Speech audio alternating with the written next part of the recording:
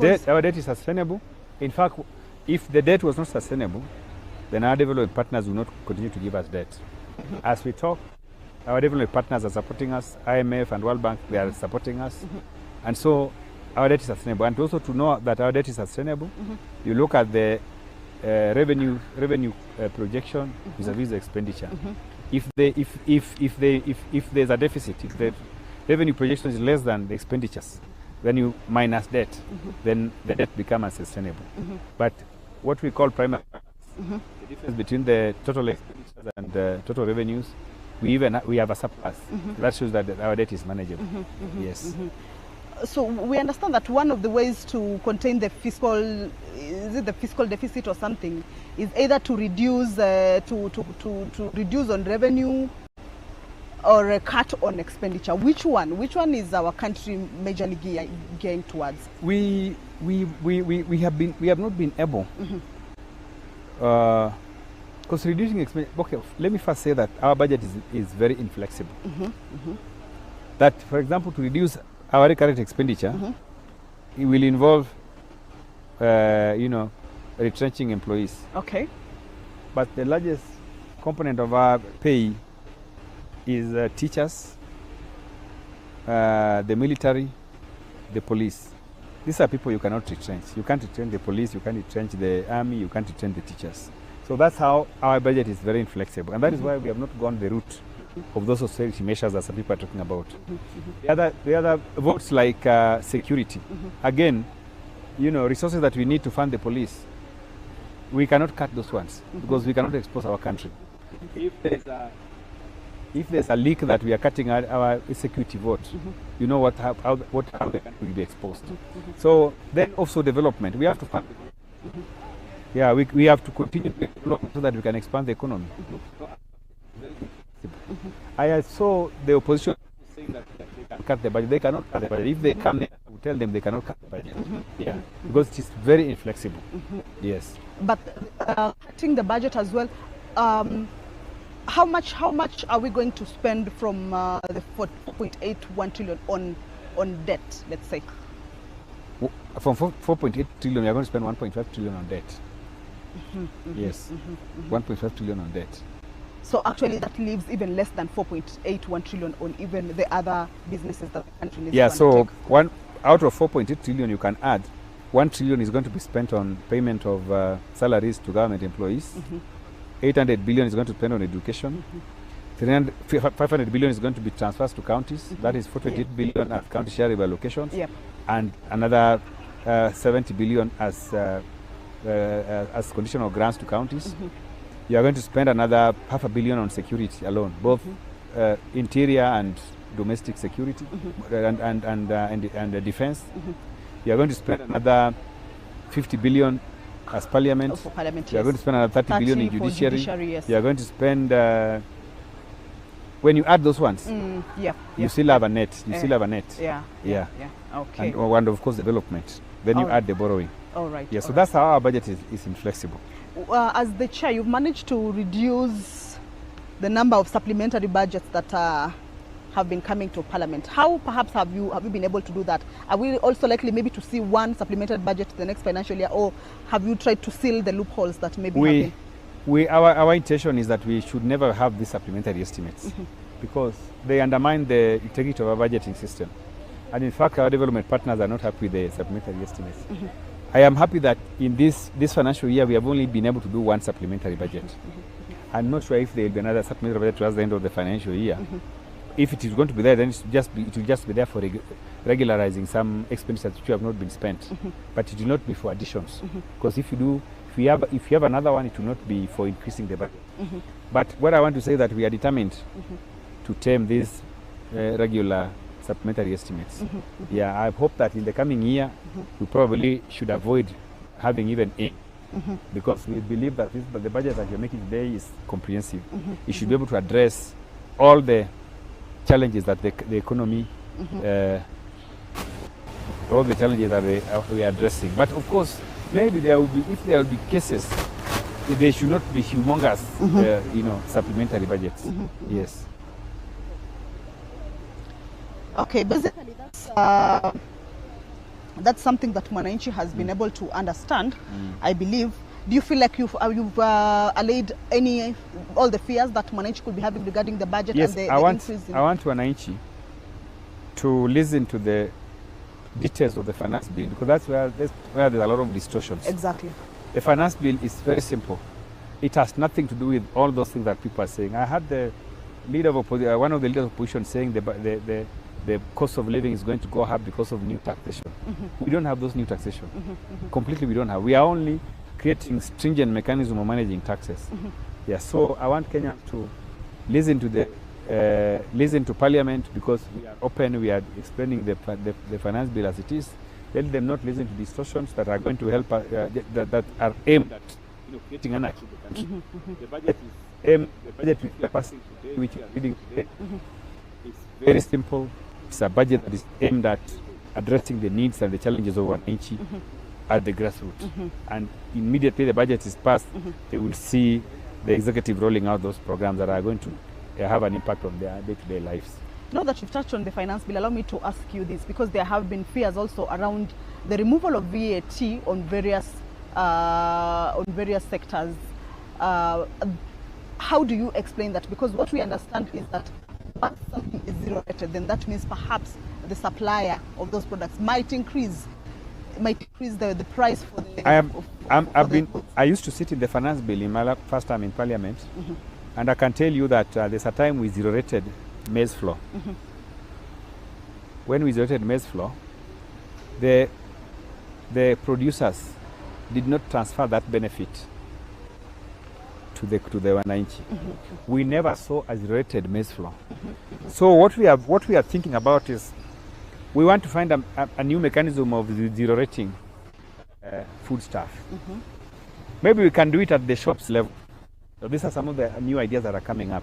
Because the producers will tell you, we give them the benefit, they will come and collect, they will come and claim the VAT refund on us, but they didn't put that benefit to the Wananchi. So these are some of the things that we are trying to change. Because we will pay them, but they will not transfer the benefits. So we are thinking of new mechanisms of transferring those benefits to Wananchi directly. And I was telling officers that maybe we need to think about the other regimes where, like for example, when you buy things at the duty-free shop, the benefits transferred to you there and there. Those are some of the things we need to introduce here, so that maybe we zero rate at the shop. When you go to the shop and buy, that shopkeeper is the one that benefits. It transfers that benefit to you directly. So these are some of the ideas that we are trying to bring on board to help us manage some of these taxes. And in fact, a zero-rated products are huge tax expenditure also. I spoke to you about removing some of these tax expenditures, some of the things we need to do, and get Wananchi benefit directly when they buy, not blanket zero rating of products that only benefits the producers and not the ordinary Wananchi. Yes. Do you feel we have a fiscal discipline as a country in terms of... Well, I think... the allocations and ensuring that development comes there? I think this regime is doing its best. Considering that the previous regime was even over borrowing. You know, I spoke to you about fiscal deficit of 5.3% to GDP in this budget. Yeah. Go and check the fiscal deficit in the year 2020, 2021. It was 8-9%.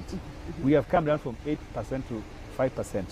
So I think there's a lot of discipline in this budget, and that discipline has also been caused because of the program we have with the IMF, where they're also checking on what we are doing. But we're also coming as leadership to ensure that we tame these excesses, excessive expenditures, etc. So the government is on the right path, and where Kenyans will begin to feel the benefits of the programs that we are investing in this budget. So as we wind up, this afternoon, the Cabinet Secretary for Treasury and National Planning will speak to Kenyans. Of course, he will be in Parliament, but of course he will be speaking to Kenyans. Mwananchi out there will be watching that budget. Numbers itakuwa nyingi, trillions and billions and all that. As the chair of budget, what are you telling Mwananchi out there regarding all these big numbers and all these jargons? Unamwelezaje kuhusu hii bajeti katika mfuko wake, katika maisha yake kila siku na katika kujiendeleza? The budget is huge, but it's not huge if you look at the size of our economy. Kenya is now a 20 trillion economy. A budget of 4.8 trillion is not very big. 20 trillion economy. Yes, it's not very big. So I think Kenya should be proud of their government. Okay. This is the largest. We are actually number 5 largest economy in Africa. So Kenyans, wherever they should be proud of their economy. Our economy is the best. It's economy that's very, very strong and resilient.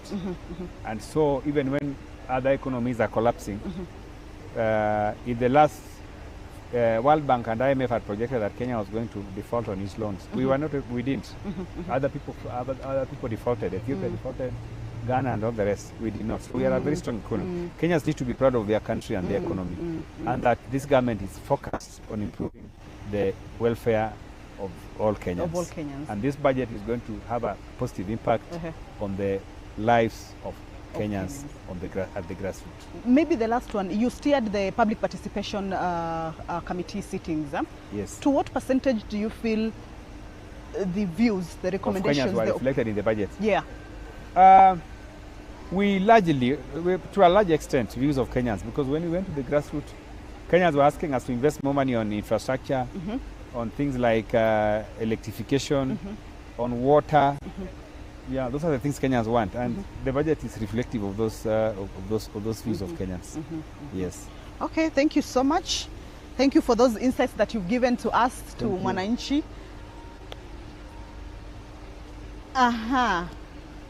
Chair, we're being told to continue. We have to continue. Just a minute. Kuja tu niambie.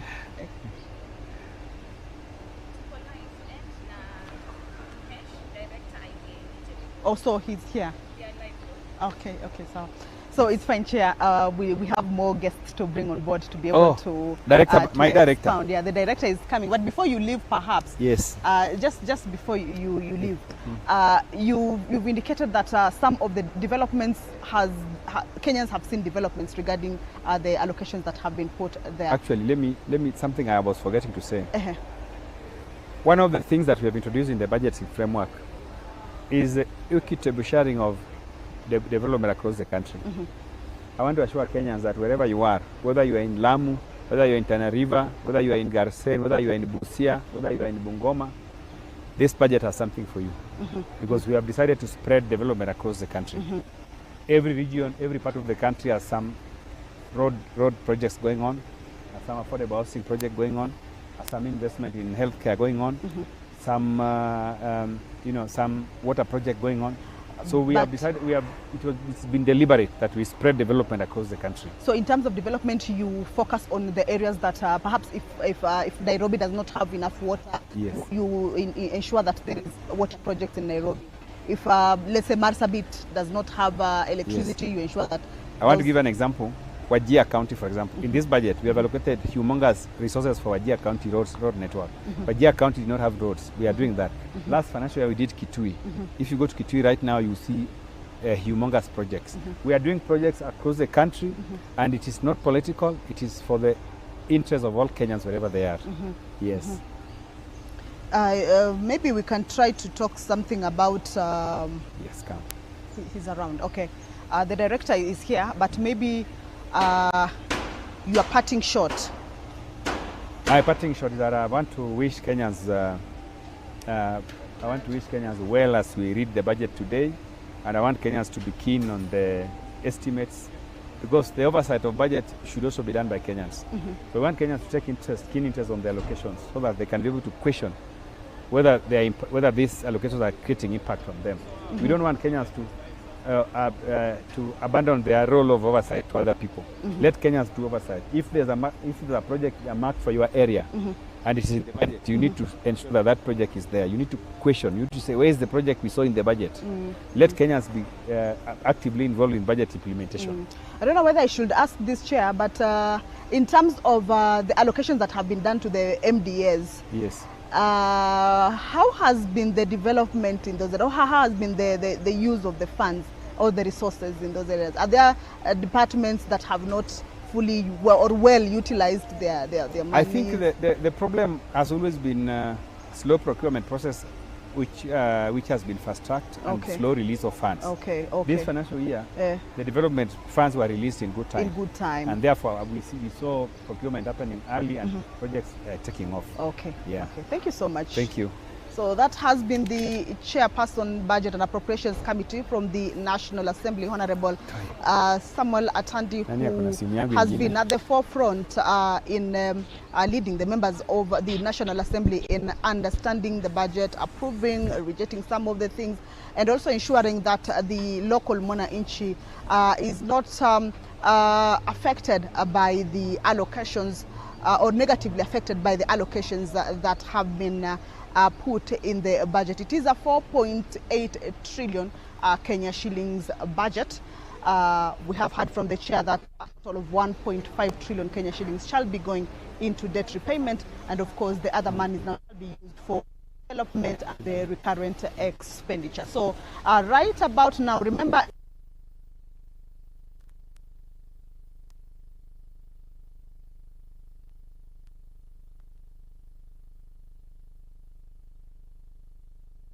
Honorable John Mbadi shall be in the chamber this afternoon, of course, to pronounce the 2026-2027 budget highlights to the country. So we are in Parliament. This is our taking place in Parliament, and this is where those laws and all what is involved in the budget making process from National Treasury to Parliament and then to Mwananchi has been happening. So right about now, I'm joined by the director of the Parliamentary Budget Office, the PBO office, Dr. Martin Masinde. He has also these are the people that have been working in the background, uko nyuma tent, kuhakikisha kwamba what comes out into the public also reflects the needs of the mwananchi and the economy, as well as all issues that are concerned about budget. Karibu sana daktari. Thank you so much.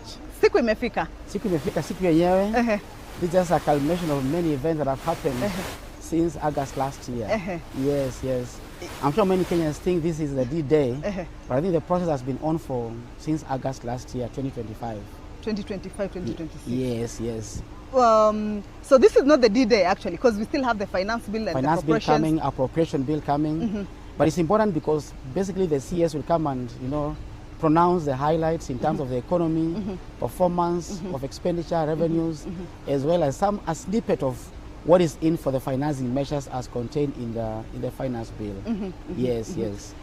Your office has actually been a core pillar in helping Parliament liaise with, of course, the National Treasury Executive in coming up with the budget over the country for all these financial years. How different has it been perhaps for this year? If you compare last year's preparations and the budget, last year was 4.3 trillion Kenya shillings. Yes. However, we have heard from the chair of the Budget Appropriations Committee that it rose, at the end of it all, it rose to 4.6, of course, due to the supplementary budgets that it was revised. It was revised. How different has it been learning from the lessons of 2025 into now 2026-2027?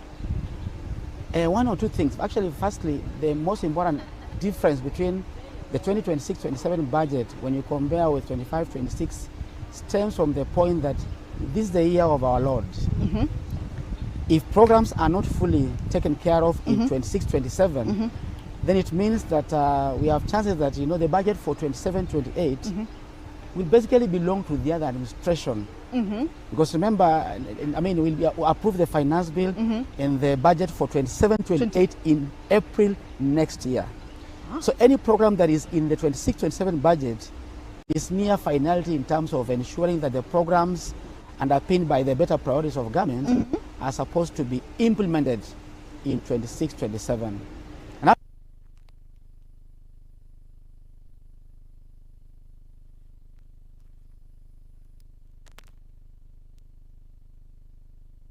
Treasury sent a circular to ministries, departments and agencies explaining on the intention and the key areas of focus for 26-27 in August. In October, the same Treasury produced something called a budget review outlook paper, So they review the performance of 25-26 26. and provide some highlight of what is likely to happen for 26-27. Mm-hmm. Mm-hmm. In there,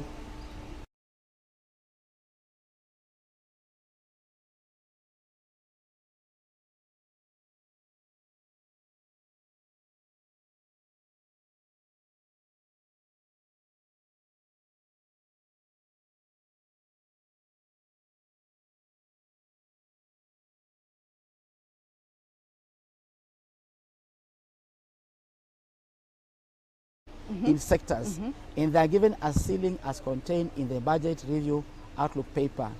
They are required to go and sit down and do something called sector resource contestation. Before you continue, this Yes. ceiling, is it the normal understanding that we have that whatever you are going to be allocated should not surpass this, or Exactly. you were allocated this and you did not get to your ceiling, so we are reducing it to something No, else. the ceiling is what you are supposed to fit your budget in.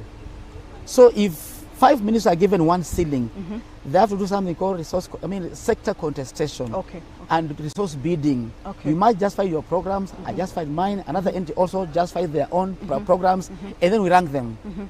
So in the budget review outlook paper, it contains those ceilings that are supposed to inform sector contestation among ministries.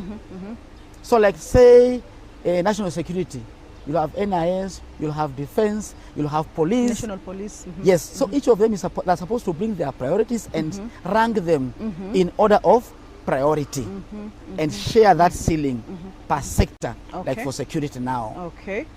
So that was in August, I mean in October. In December, they were supposed to produce sector reports. Sector reports, they give a snapshot of the previous expenditure in 25-26 and the projections of expenditure in line of priority for 26-27. That was in December, right? In February, Parliament started getting involved now. We received a budget policy statement. And I want to inform Kenyans that actually that's a document that is least focused on and yet very, Very very important.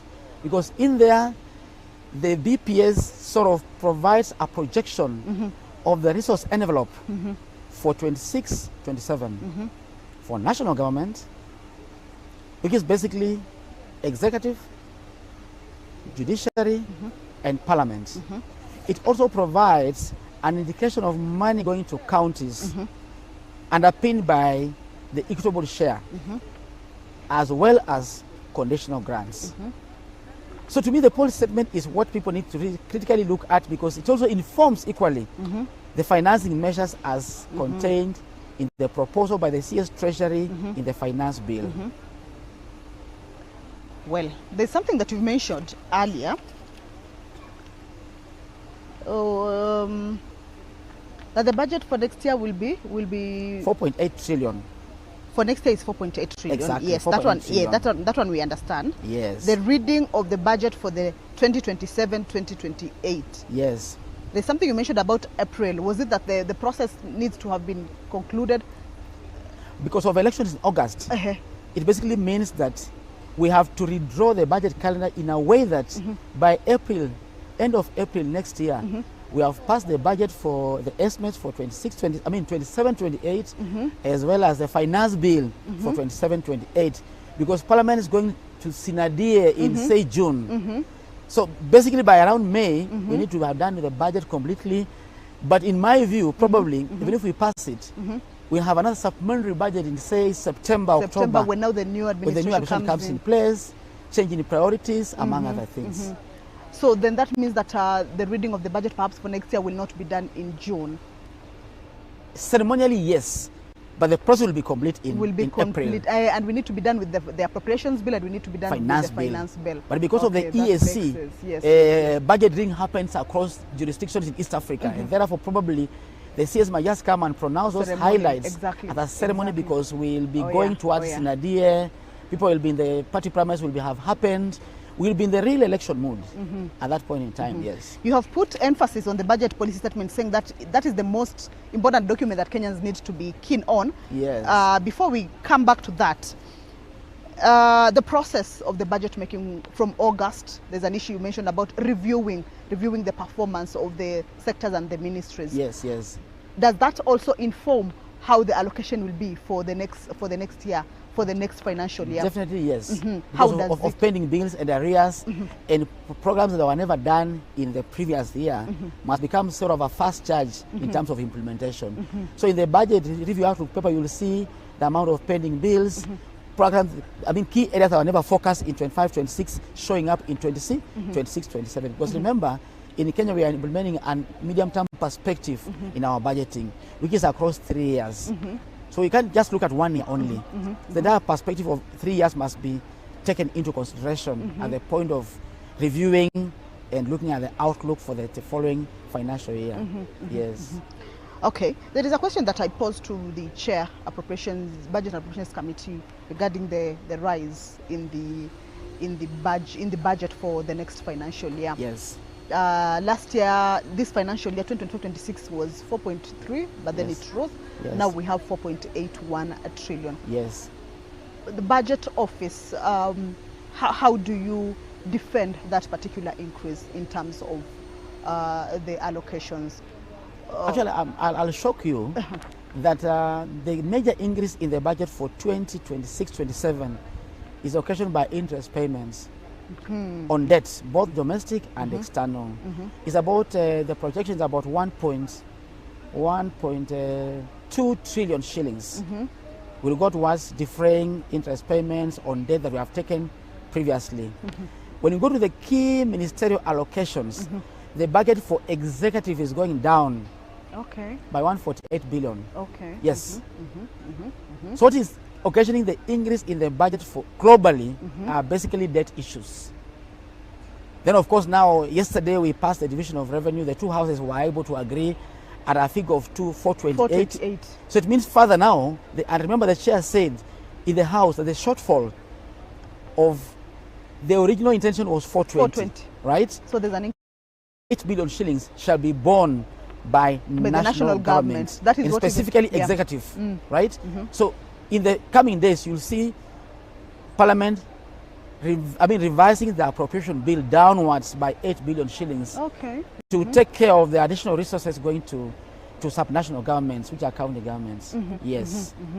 Okay, so basically the debt repayment is the one that is what is showing up. And that's why when you look at the 26-27 proposals, increasingly the government of the day is proposing to come up with innovative measures and ways of funding infrastructure, like the National Infrastructure Fund, the NIF, securitization of roads. Yes.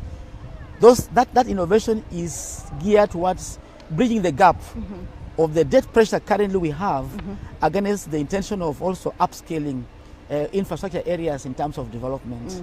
Yes. Okay. And by the way, even the budget for roads, from the proposal by the Treasury, it's going to go down by 25 billion shillings. By 25 billion for 26-27. Part of that is meant to, the money from securitization will try and fill that gap. Okay. Yes. Yeah.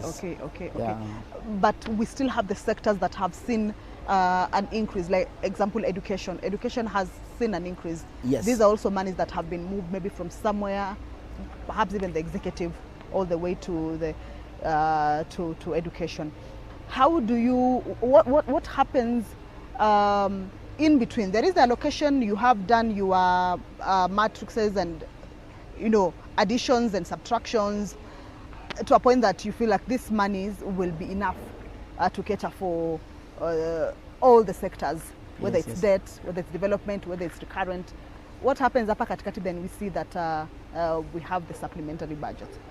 Okay, at least for 26-27, one thing I've seen in the budget is that all monies for operation and maintenance across all the MDS, ministries, departments and agencies went down by 5%. 25-26. Yes. 26-27, sorry. 26-27. Yes, okay. Went down by 5%. Occasioned by the thinking of national governments that the EGP is now going to be rolled out fully. So for 26-27, every entity is going to implement EGP, system of procurement. And I can tell you from where I sit, we're going to save some resources. Okay. I'll give you an Okay. example. In the original proposal by, say, Ministry of, say, Agriculture, one seedling was going for, say, 500 shillings. In the new EGP system, don't be surprised to see a seedling of coffee going at 100 shillings. So for every 1,000 bob we want to buy for seedlings, we're going to buy more with less. So I'm believing that probably we need to do more with less by trying to leverage on this EGP system. If the entire structure of government implements it, to me we'll be able to meet some of the objectives, as it were, with reduced resources. That's my view. Okay. Yes. So let's go back to the budget process. Yes. We are.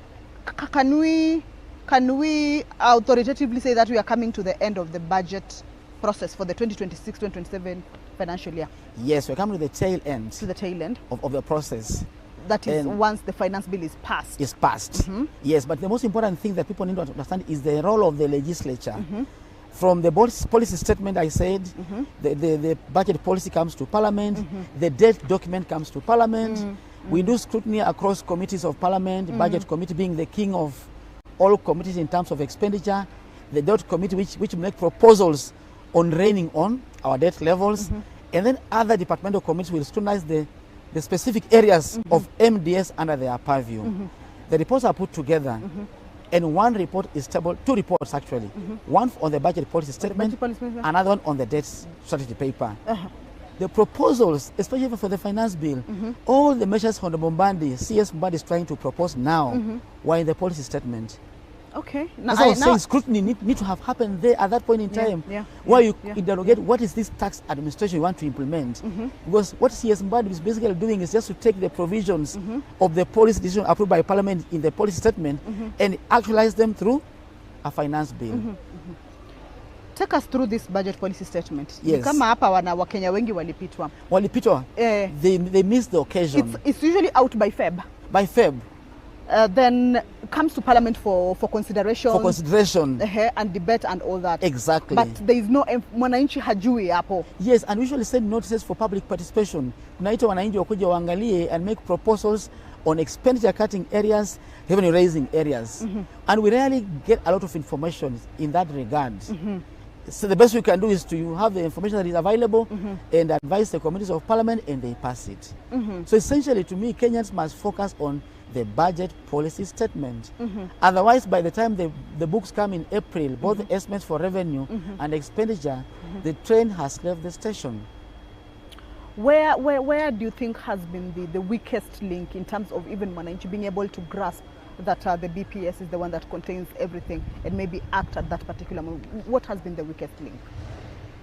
Probably because Treasury does its own public participation on the budget policy statement, but as a Parliament, I think we want to use more mashinani strategies, constituencies, perhaps to publicize even more. We've been trying to do newspaper adverts, but I think going forward we might want to think of a way of making sure that document reaches the people down, Others, the way it is, once we But again, Daktari, you realize that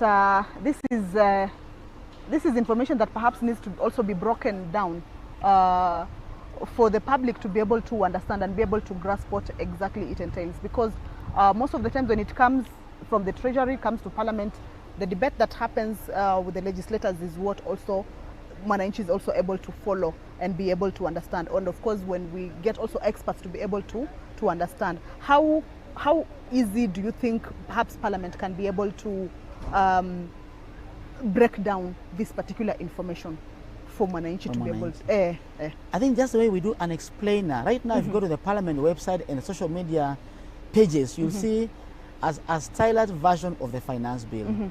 I think now going forward, we might think about trying to do a simple explainer of the policies contained in the budget policy statement. What we do as a budget office is we do an unpacking. Probably it's a bit bulky, so I think going forward we just want to introduce a new document called BPS Explainer, and then send it out there for the common Mwananchi to know the implication of what the proposals are obtaining for that particular financial year and the medium term. Because when it comes to Parliament, can it also be amended, or is it usually like a cast on stone document, or can it be? Parliament has the powers of amending. When you go through the schedule of budget policy statement for 26-27, we push money to Auditor General, increase the ceiling for judiciary, amidst elections and so on. So actually Parliament has the power of changing the ceilings proposed in the budget policy statement emanating from the Treasury. And that's why probably involving the public is a pivotal issue we need to really consider deeply and ensure that that document reaches the common man down there the way the finance bill process has happened. I think it's something we need to also upscale. Just in a nutshell, what does the budget policy statement usually contain? The one that you say that Mwananchi should be able to grasp. Is it the policies that later on form the revenue raising measures? Is it the policies that later on inform what budget shall be adopted? Or what are these policies that are normally contained in the budget policy statement? Yes, in a nutshell. Number one, it has a resource envelope. For the following year, for 26-27, for instance. The resource envelope. In there, it has revenue proposals and the policies driving revenue, which is going to inform the finance bill. So if when you open the BPS, the policy statement, you'll see the proposals, the engineering business process, the quest by government to amend specific laws, improving tax administration, all those proposals are actually there. Yes, that's number one. Number two, it also contains a proposal of money going to counties, both conditional and non-conditional. Third, it contains a proposal of money to equalization funds. Fourth, it contains all expenditure proposals for the following year, 26-27. Yes. So actually that is the budget in my view. Is a snippet of what is likely to come in the budget for 26-27. 26-27. Yes. Okay. Yes. So from where you sit, you feel like the public out there does not interact with it so much efficiently. Because when you look at the ceilings in the current budget estimate for 26-27, compare with what the House approved in the budget policy statement, they are nearly 1-to-1, other than minor variations.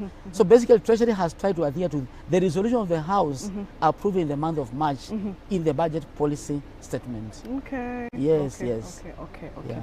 So let's continue with the budget process. Tumefika September. Tulikuwa tumepita September, ilikuwa budget review outlook paper. Yes, the outlook December, paper. They produced sector reports. In February, we had the budget policy statement. From there, once the House, the National Assembly approves the budget policy statement, the following day we publish the division of revenue. Because they have determined the vertical allocation of money going to counties and what remains at national level. We publish the division of revenue. Of course, this time it has taken some time. It has taken time. But ideally, we need by end of March, we are done. With the division of revenue bill. Which actually National Assembly by around mid-March, end of March, we had finished the division of revenue and sent to the Senate.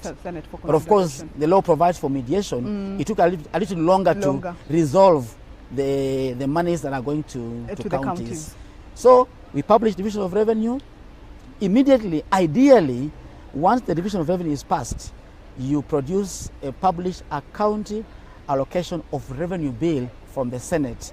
We can now divide the share of money that is going to counties. Yes. Okay. Yes. So by the time we get to the budget policy, this one has already been catered for and completed. Yes. Now in the month of April, once we pass the policy statement, the National Executive will know how much they have in terms of their own share. That's Parliament, Judiciary and Executive. Yeah. Then wanaenda wanapewa, they are given money to go and now do the detailed budget, which comes end of April. Plus a finance bill now. Finance bill. Yes, okay, yes. Okay. And also that's the one that is being considered at the also committee of the supply, now where the monies shall be going into the different programs or... Yes. Now once it comes in the month of April, all departmental committees take their budgets based on the provision of the standing orders in terms of the mandate of the committee. I hope we're together. Yes. Then the budget committee picks Article 221. Subsection 4 and 5, which says that National Assembly shall go to the public and seek views. So as the process of committees is going on in the departmental committees, the budget committee goes to the public. We went to 16 counties, right? Yep. To seek views on expenditure. So members of the budget committee divided themselves into those particular areas, and we did visit 16 counties to pick proposals of the areas that was left out during the budget preparation. And I can tell you, if you open the report of the committee now, there's a schedule of allocation of projects that we got views from the public, which is going to be implemented for 26-27 financial year. Yes, financial year. So the two processes are actually running concurrently. Budget committee wameenda kwa wananchi. The departmental committees are dealing with the MDS. When you come back, chairs of the committees appear before the budget committee to present the proposals and amendments to the budget committee. And the work of the budget committee is to be a gatekeeper. Wanaangalia committee on agriculture wameleta mabadiliko magani. Is it in line with government priorities? Are you asking for too much money? So the budget committee does the balancing effect process, of course consulting the national treasury and even perhaps even the presidency, because the bearer of the vision is the president of the day. So they must do things within the confines of areas of priority in sync with the government of the day. That's basically their work. Then they produce a report which comes to the House. Debate goes on, proposals, members will give views about it, culminating in the Committee of Supply. Are you together? Yes. Committee of Supply basically means that actually, if this chamber was big enough, where do you come from? Which is your constituency? Kaloleni. Kaloleni. All members of Kaloleni cannot fit in the chamber. All okay. All the public. The constituents. Exactly. Cannot fit in the chamber. Oh, yeah. So there's no taxation without representation. Yeah. And therefore, on behalf of the people of Kaloleni, your MP will participate in supplying money for expenditure to the different entities and programs. Yes. They're called supply resolutions. And they're very important because they are binding in a way. Yes, yes. All right. Then now that again informs the adoption of the appropriations bill that now will help. So during supply, a vote is called on each program and votes, and it must agree to. Once it's agreed to in wholesome, there are about even 80 programs running as they read in the chamber. Once that is done, then now the clerk of the National Assembly will communicate to Treasury about the supply resolutions which are binding, and we require now to publish the appropriation bill. So Treasury and the Parliamentary Budget Office will sit together, go through the supply resolutions and publish an appropriation bill, which is now before the House. Yes. It was ready for the first time yesterday. Now it has gone for public participation. Now that one also, because we already done public participation in the estimates. Yes. There's no need of actually, because it's one-to-one. The supply resolutions must be one-to-one with the appropriation bill. Yes. And therefore we just expect the House to confirm that indeed the supply resolutions are in line with the bill, and then we pass it. All right. Okay. Yes. Okay. So let's talk about the growth projections, the growth rate projections. Yes, yes. Your office, the Parliamentary Budget Office, initially your projections was it 4 point? It was 4.8. 4.8. But now we have since revised it down to 4.4. Yeah, revised to 4.4 exactly. What has informed that, perhaps? What have been the... We are a fairly independent office, and our view is, number one, the global environment is still hitting on us. And we are a bit not very sure on, the extent to which, the time that it will take to peter out, to end. So number one, we have an uncertain global environment. Number two, from the oil perspective. Number two, the entire global world is only growing at 3.4%. Okay. And Kenya is a small open economy, and therefore we believe the impact of the slowdown of global economy is likely to have a negative knock-on effect on the growth trajectory for Kenya. Number two, the Meteorology Department are predicting a serious El Nino, which is likely also to affect the agri sector. And remember, 25% of our GDP is in the agri sector. So our revision is also downwards a bit because we see subdued production in the agri sector. And number three. Number four is the revenue performance for 2025-26, where we see probably we're going to have significant shortfalls to a tune of about 140 billion shillings. 140 billion shillings. Yes, yes. Shortfall. For shortfall. So if the base for 25-26 is slightly lower, we expect that the growth of revenues in 26-27 will be slightly lower compared to what Treasury is projecting. And of course, Treasury is optimistic that they gave some money to KRA in supplementary budget, 20 billion shillings. So it's a wait and see situation in our view. Yes, yes. Okay. The Parliamentary Budget Office projections are 4.4%. Yes. Treasury has its own projections. 5%. 5%. Yes. Why though are you not working in sync? Perhaps. Then which one do we go by? Which one do we put our eyes on? Of course, you put on the eyes for the one for Treasury, but we are a very independent office, and our view is actually to inform members of Parliament, legislature at large. Exactly. Yes, yes. So we are fairly cautious in our approach, that we better, have modest growth projection. Even if they meet, they overachieve it, the better for us. So ours is, our assumptions are very cautious. Treasury, naturally, in the world, they are usually optimistic. Optimistic, very ambitious. Exactly. Yes, yes. How are your projections? How did the projections stand for the 2024-2025 financial year with these ones? We believe we will be more realistic, given the current outcome up to May. From a revenue point of view, we believe our projections were more realistic.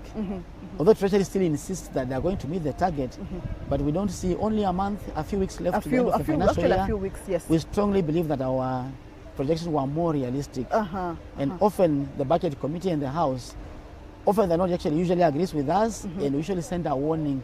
In the committee report, you will see specific, proposals that the committee and the House was proposing in terms of upscaling revenue collection, which is basically information we provide to them. All right. Yes. Okay. Yes. Okay. Okay. Yes. So let's go back a bit to the review process where you look at the performance of even the MDAs and all that, and also propose or look way forward on how to. Have you seen what has been the major? I don't want to call it a challenge, but what have been the results at the end of it as you review? How has been the performance in terms of development by the ministries for the monies that have been put out there for development? How has the achievement of those projections been, or those development plans been? Thanks to the new our standing orders, actually, we have a very strong provision that requires that every quarter the MDA shall submit a report on budget implementation to Parliament. So we as a PBO, we usually get those documents.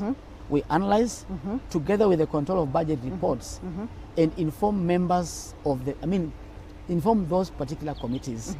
In that way, when they go for the field visits, they're able to know that the actual expenditure for this program was, for first quarter, was 5 billion shillings. And we see perhaps the outcome is that no money has been disbursed so far. When they go out there to check the implementation on the ground, will be compared with the numbers we have. So if we realize that actually we have a slowdown in terms of implementation, exactly, then the committee is able to call the minister in charge, the PS in charge, and globally the Treasury to explain why we're having a slowdown of program implementation. So I want to see the outcome of that by end of June this year to see whether the legislature was able to be impactful in terms of influencing budget execution by doing the follow-ups in the various departmental committees. Exactly. Yes. And perhaps how I don't want to say common, how the cases, how many have you been dealing with in terms of what you are telling us now? Oh, but then we have positive gains. Are they regular, often, or the implementation is really we have positive gains. Actually, some ministries, the CS could be our, because the CS drives policy. In some areas by there, you realize that the CS has got no idea of what is happening. But with the reports showing up now, increasingly, people are able to lay blame to where it belongs to. If an MDA is implementing program X and they haven't received the exchequer, then we'll know the problem is the National Treasury. Then Treasury has to explain why those monies are not being disbursed on time. So to me, the vintage point is the legislature now is able to be at the center of budget execution, which wasn't the case before. Which wasn't in the before case. the old standing orders, they didn't provide any provision for budget execution. Execution and the follow-up. Yes, so you yes. feel now that since after the introduction of those standing orders, now the legislature has been very at the center of it. And even actually the scrutiny of 26-27 will automatically be affected by the program implementation status of 25-26. And I've seen some committees actually cutting off some programs that are slow moving and putting money in areas that they believe they are important in terms of quick wins of achieving those priorities. But if they are slow moving and yet they perhaps need to have an impact on Mwananchi and they are being moved to somewhere else, what happens now to the programs that are supposed to help Mwananchi, let's say, but they have been slow? It is two-pronged. Number one, that those slow-moving programs that are not very important. But if the programs are slow-moving but are important, then we look for mechanisms of ensuring that farmers get fertilizer on time. Oh yeah. So you cannot cut down on fertilizer just because. Yes, exactly. Slow. Yes. We ensure that is done. The minister is called to explain why are we not having a timely fertilizer to farmers, and then now Treasury is also involved in the process and asking why perhaps it's taken so long for money to be disbursed. So it's a loop. Committee, MDA, and then Treasury. Because sometimes the problem is not with the ministry. Probably there are exchequer challenges that are arising in the course of time. Okay, thank you for that. Those are great insights.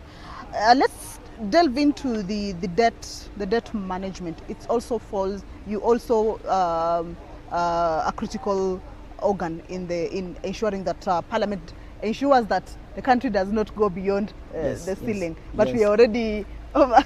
Yes. So, from where you sit, what do you think the debt management should focus on in terms of trying to bring the ceiling down? When you go through the debt reports, even as we speak now, the report on debt for the budget for 26-27 is before the House. Yeah. And I think the Committee on Debt has done a very good job in terms of remedying and making proposals to ensure that the loans taken are properly utilized. Yes. A case in point is before the Debt Committee was formed, there were huge monies paid in terms of commitments, and yet the loans have not been taken off. All right, okay. So actually the committee has been able to call all those entities to ensure that they explain why we have sitting commitments running in billions of shillings, and yet the programs are not being undertaken. Those proposals have gone to Treasury, and even as we speak, there's a proposal of a specific bill that's supposed to be spearheaded by the Committee on Debt in terms of just managing the debt situation in Kenya. So to me, legislature is at the center of debt management. And going forward, we will see a lot of gains. And even the budget for 26-27, you'll see the deficit is 1.1 trillion compared to 1.2 trillion that is likely to come to be actualized in 2026-27. So then the gains of deficit financing and debt reduction is slowly being seen. Because remember, deficit leads to debt accumulation. So for you to reduce the deficit, you must reduce, you must reduce the deficit. So going forward, I'm sure we'll see a lot of gains from the debt committee perspective. In terms of reducing the debt going forward. Okay, all right. So this afternoon, the Cabinet Secretary is coming to make the budget pronouncements for the 2026-27. Your office has been a very crucial part in all that. Unamwambiaje mwananchi in terms of the budget that is now before everyone? Like this is everyone's participation in this budget, if it's taxations, if it's what, because there have also been issues. Maybe I should just actually pose it to you before we wind up on the revenue raising measures and that will fund the budget.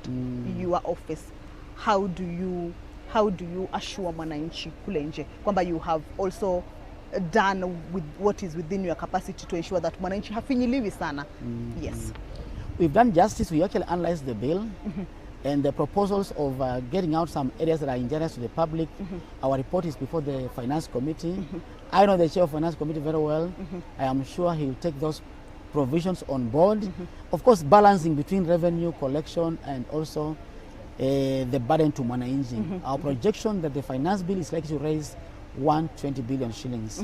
So for every proposal we give out, we also provide an alternative way of funding the additional budget pressures without injuring Mwananchi. So to Kenyans, be assured that PBO as a parliamentary budget office, we've given advice to members of parliament. I am sure they've always listened, and they listen to us, and I believe and pray that the outcome of the proposals from the expenditure and revenue side will be beneficial to Kenyans in line with the beta agenda of the government of the day. Yes. Maybe nasikia inaniasha hii swali, maybe are we going to see an increase of the budget for 2027-2028, or perhaps projections inasema inaweza enda chini kidogo? Projections indicate that expenditures being rationalized for 25, 26, 27 and 27, 28, you'll see a continuous slowdown, and then it means ministries might be able to do more with less. Okay. Yeah. So a parting shot, maybe if you feel there's something you wanted to maybe to talk to Mwananchi about. Nothing so far. I think we just expect our office expect that perhaps 26, 27 will be a better year if MDS are able to utilize the money in an efficient and effective manner, geared towards just offering services to the common Mwananchi, which is the cardinal role of the legislature. Of the legislature, exactly. Yes. Okay, thank you so much. Thank you so much. Thank you so much. That has been the director of the Parliamentary Budget Office, Dr. Martin Masinde, shedding light to me and you regarding the budget process, when it starts, when it ends. He said that we are at the tail end of the 2025-2026 financial year, meaning that the 2026-2027 financial year, meaning that the next budget is almost coming to its, or rather starting basically that. So right now I'm joined by my colleague, my fellow journalist as well as commentator, the parliamentary proceedings. This is you don't know my name. Edward Kabasa. How are you? Welcome. Good job. You have been missing in action for a long time. Not really. There is so much away from the screens. There's a lot that happens, especially in our spheres of journalism. Yes. I've been to China for 2 weeks, learned so much. But today I'm really excited about the 4.8 trillion that the Cabinet Secretary is going to lay bare before the country this afternoon. And the engagement so far points to the direction that Kenya is actually moving ahead. And what I am really interested in is finding out how, the tax measures that the government is putting into place are going to help this country achieve the needed development that we require. A new airport terminal is going to be built, by the way, and I think it's one of those things. I hope he mentions it. Yes, and also education, CBE is a new curriculum that I think the government is trying to lay a lot of emphasis on. It is getting the lion's share of the budget that is going to also be health is part of health is also there. Yeah. The universal health coverage is something that I think the government is really trying to achieve. There is also the hiring of intern teachers and so many good things that I think the Cabinet Secretary will be presenting this afternoon to Parliament. Well, so for me that wraps it up. Thank you for allowing me to steer this particular conversation this morning. I have talked, or we have heard from the Chairperson Budget and Appropriations Committee, Honorable Samuel Atandi, and also we have also gotten some insights regarding the budget process and how the Parliamentary Budget Office is actually, what its role is in the budget process in guiding the legislature. That was from the director, Dr. Martin Masinde. So as of now, for now, I hand it over to my colleague, Edward Kabasa, who will be able to walk with you through the next conversation. Of course, later on in the afternoon, the CS for Treasury, John Mbadi, shall be in the chamber to be able to present or make the budget pronouncements for the next financial year. That's it from me. My name is Kamche Menza. See you later. Thank you very much, Kamche Menza. It is a very interesting afternoon. 4.8 trillion shillings is going to be presented, what the government is going to do to ensure that it attains this this money that is going to fund Kenya's development in the 2020-2027 financial year. The Cabinet Secretary for Treasury will be before Parliament this afternoon to read out the budget, and there is health, education, agriculture, housing, roads and infrastructure, social protection, security, youth and women empowerment. What does the Cabinet Secretary has in store for these sectors? And joining me now is Ugenya Member of Parliament, David Ochieng. Thank you very much for joining us this afternoon. Even the climate today agrees that it is a momentous occasion for the country. What are you waiting for this afternoon? What is your expectation like? Oh, thank you so much, and I agree with you that it's a momentous day and occasion. And for me, I'm looking forward to especially resources and investments in the productive sectors. You know, we want to hear how much money is going into fisheries, how much money is going to coffee, how much is going to sugarcane, how much money is going into agriculture generally. Because as you know that our Kenya Kwanza manifesto is very strong on investing in the productive sectors. And I know that through the process we've just gone through, we've been pushing for more resources going into those productive sectors. You know, we want more money in agriculture, fisheries, blue economy, mining, cooperatives, and I'm certain that in the afternoon we'll listen to more on that. I'm also aware that so much resources is being put in social protection, trying to ensure that the indigents, the older people, you know, widows, the disabled persons are taken care of. You know, as an African society, we are reminded that we must take over the weakest of ourselves, of us in the society. I'm looking forward to resources in sectors that, you know, help what you call the downside of production, you know, infrastructure. Kenyans are looking at ensuring that the things that are supposed to be done, the money is on railway to Kisumu to Malaba, the money is on the Mau Summit, Rironi, the key roads, the key sectors that help us, you know, interconnect in the country. We were looking forward to seeing how much money has been put into especially roads, railways, and lake, or generally lake transport. You know, for example, Lake Victoria today is not very much utilized transport-wise.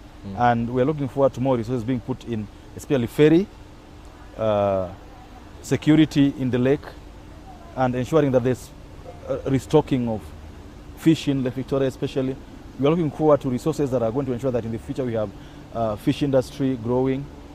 You probably are aware that there's a big project happening now in Nyando on aquaculture. We want to see resources that are put in our budget that will ensure that what is being built in Nyando flows down to the lake, and the whole of the lake infrastructure is done so that the fisher folk are able to benefit.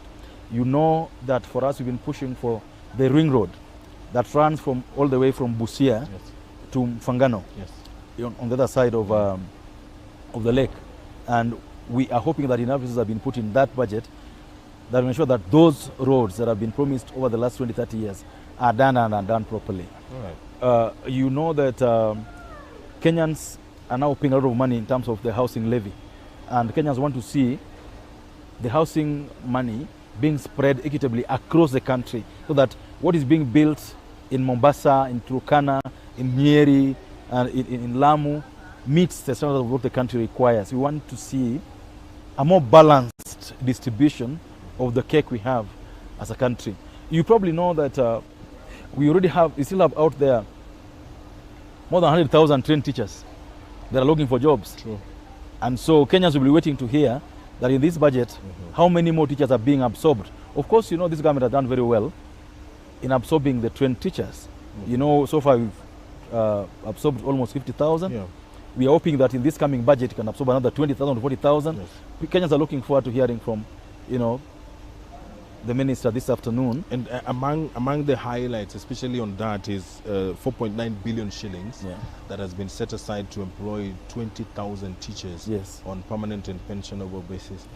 Is this a good start, especially for a country that has come, from a history where there's been a lot of agitation, especially from the teaching fraternity, that you need to employ more? It's actually not a good start. It's a good continuation. Because as we know, in the last 3 years, we started 20,000, 10, now 20,000. Yes. And we were hoping that in case there's going to be a supplementary ahead, we'll absorb another 20,000. You would probably know this, that our schools are, especially the senior schools, are largely understaffed. If you go to the far-flung areas like Turkana, Northeastern, you go to parts of Nyanza and Western Kenya, the understaffing is quite acute. And so having more teachers that have been trained being absorbed for me is a big plus. You probably know that among those who are going to be absorbed, there's also a bigger number that are still on internship, that have not finished. And the program, and we hope that we provide money for it, is that anybody who has been absorbed into internship should be given permanent pensionable job after the 2 years. And I want to plead with Kenyans and the NAT and the KUPPET, please allow this to run the way it's already being run. Let's not, after 6 months, after 1 year, you are now saying, oh, they have done so much work, they should be absorbed. If the agreement is that they intern for 2 years and then get absorbed, let's stick to that so that more people are able to come into this system. We have more teachers getting employed. During the National Assembly retreat in Naivasha, the question about the cost of educating a Kenyan student arose. Again, what is the cost of educating a Kenyan student all the way from preschool to university? I don't think I'm probably placed to answer that question, but we probably know. First of all, I'm very happy, by the way. I must say I'm happy with the changes in the Ministry of Education. With our PS, we didn't understand what he was doing. And now with the new PS who has spent his time in the ministry, we are certain that the reforms you're looking for in the education sector are going to be dealt with. The question we asked that time, and that I was still asking, and that we'll continue asking the new PS, please get us an optimal cost so that a parent knows that when my kid goes to ECD, this is what I'll spend. When my kid goes to junior school, this is what we'll need. When my kid goes to preparatory school, the CBC from grade 1 to grade 6, this is what I'm going to spend. So that we are aware as a country the kind of resources we require. In this budget, for example, you see how much is going to the education sector? 780 something. 781.4 billion shillings. Okay. This is the lion's share. You understand? So we should not be doing potea pata with our education sector. We should be clear. We are spending this much money. What do we expect to get back? Yes. The ongoing unrest in schools is a symptom of something that we need to address. Our planning in education. We cannot be investing so much money and our planning is loop-sided. We must see some of these things before they happen so that we are able to address them. And above all, with all the expenditure, we cannot leave the running of institutions to students. Students must be led.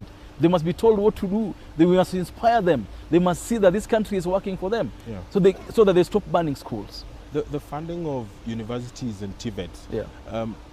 When President William Ruto came into office, there was a lot of misinformation, disinformation, and there are those people who didn't understand how the new funding model would work. And we have seen that over the years, the process has smoothened. We no longer see students complaining about their their loans and bursaries. In the new fiscal year, and with this amount that has been allocated to the education sector, do you think that the teething problems that were there are going to be a thing of the past? Thank you. Like any other new program, there is bound to have problems with implementation. But I believe that the funding model for the TVETs and the universities is the best ever.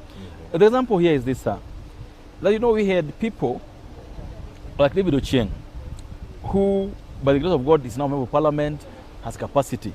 So how would I be paying 1 million shillings per year for my kid in a school in Nairobi, and then when they go to the university, I'm demanding to pay 16,000 shillings. And there are many of us who, our kids are paying 500,000 shillings in high school, 1 million shillings in high school. And then the university are now saying we should pay 20,000 shillings for tuition. It's just not fair. And that's why the funding model that we prepared ensures that those who have capacity to pay higher. Those who have no capacity to pay nothing where necessary. I just want to say one, now that there's the resources for funding of higher education, first of all, let's release the money to the universities on time. Number two, let's make it easier for the students to access these resources.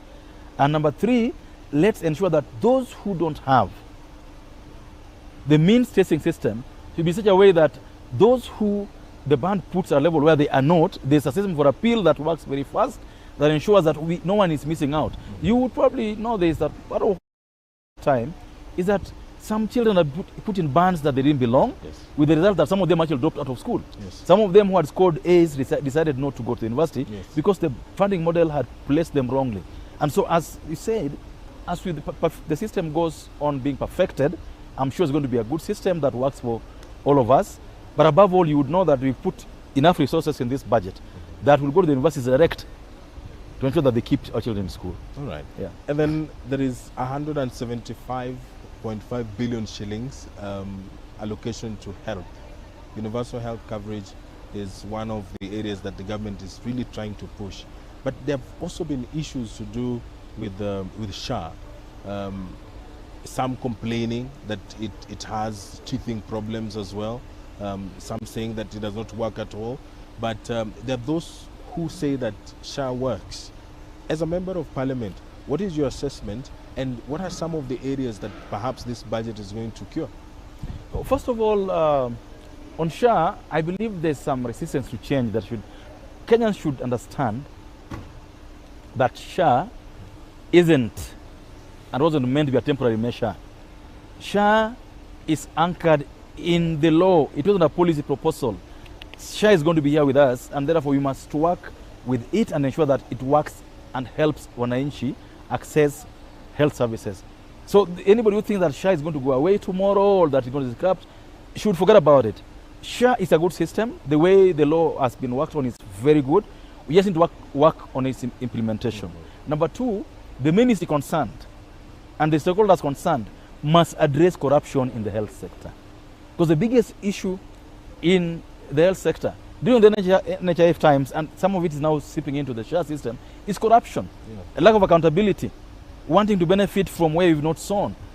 And so we keep asking those who are concerned, can we ensure that SHA is run without corruption? Number three, the ministry concerned must keep creating awareness, must keep making the public aware of the benefits of the new healthcare structure, from the level 1 hospital, dispensary, health center, through level 4 to the referral system.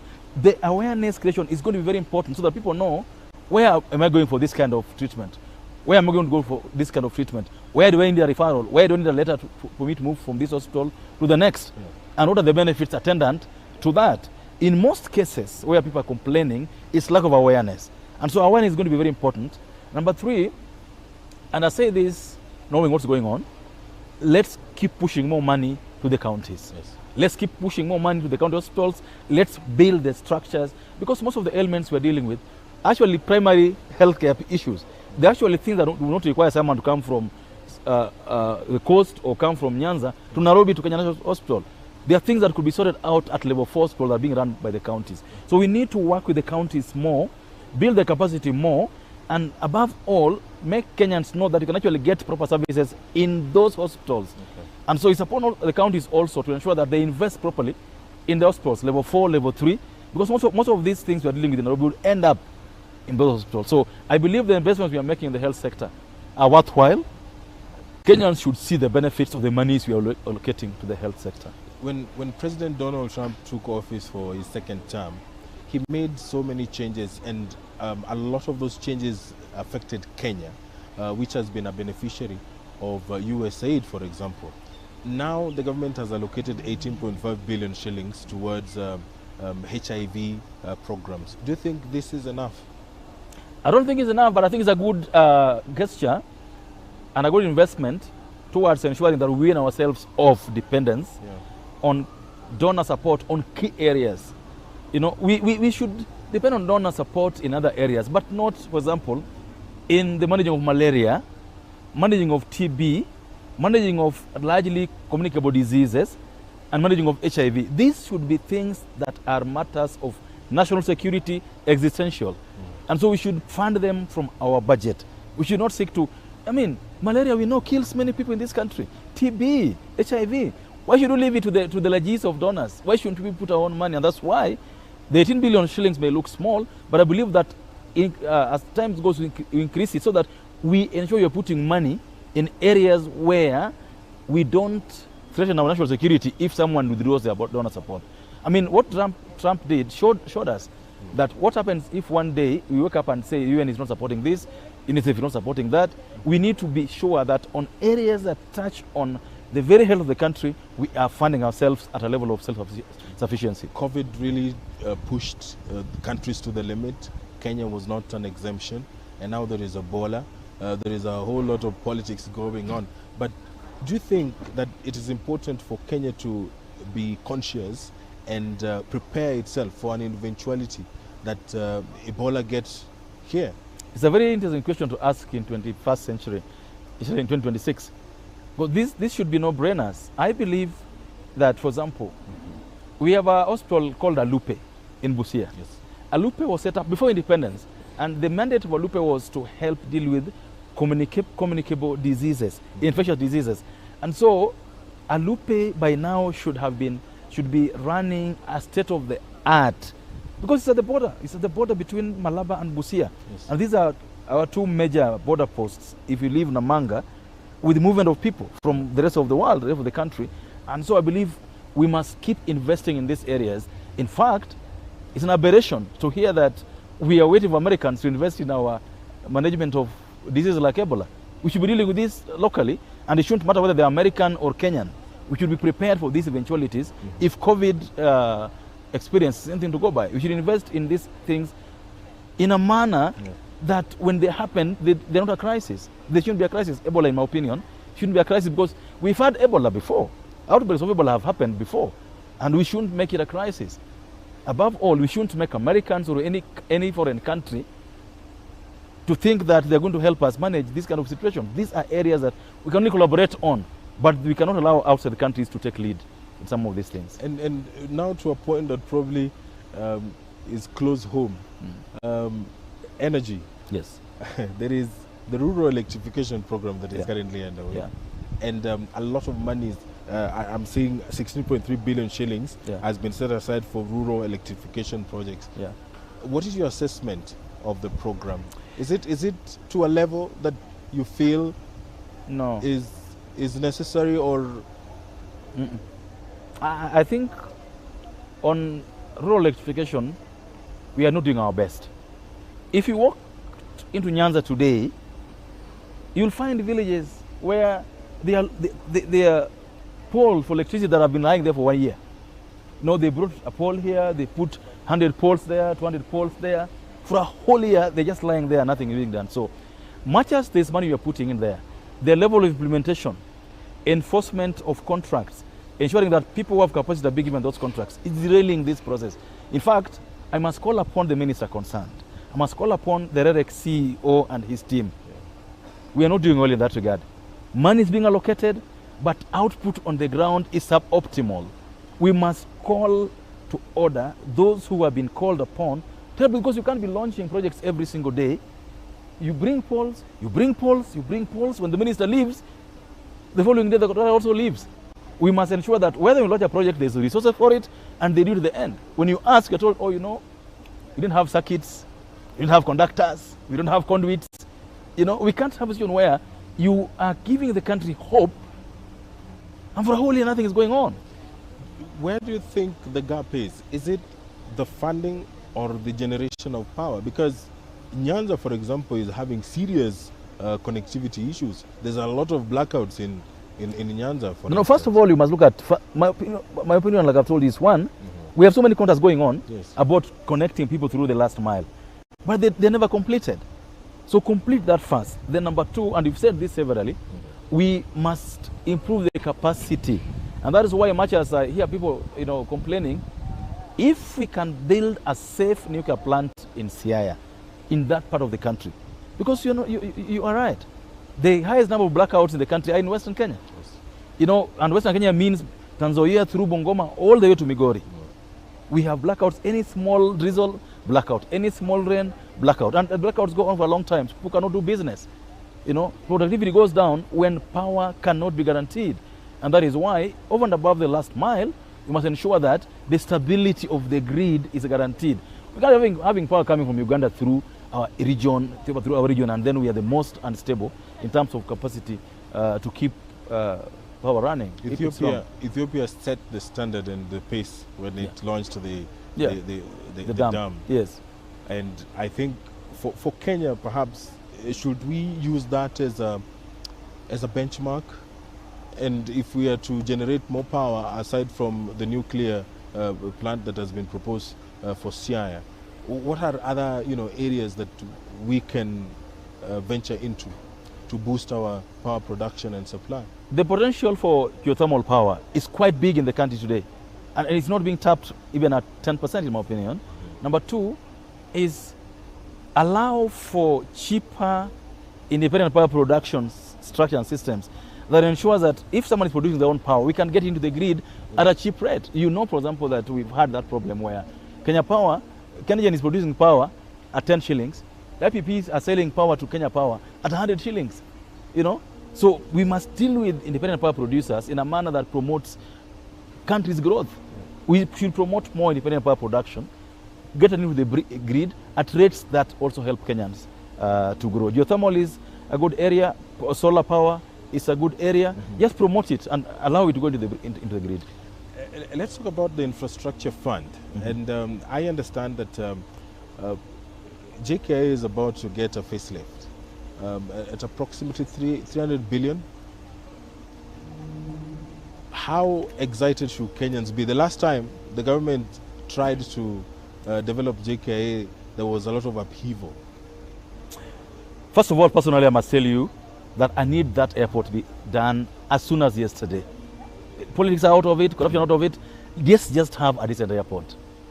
If you're a Kenyan, and let me tell you, I receive guests for parliament in our airport, and I travel also quite a lot. Our airport really is a shame. It's a big shame, I'm telling you. The thing you're calling JKIA here isn't an airport. It's some thing that was built, it looks like a cowshed. So we must support the revamping and a facelift for JKIA at whatever cost. We must have a new airport out there, because we are being outcompeted by Rwanda. Yes. We are being outcompeted by Ethiopia.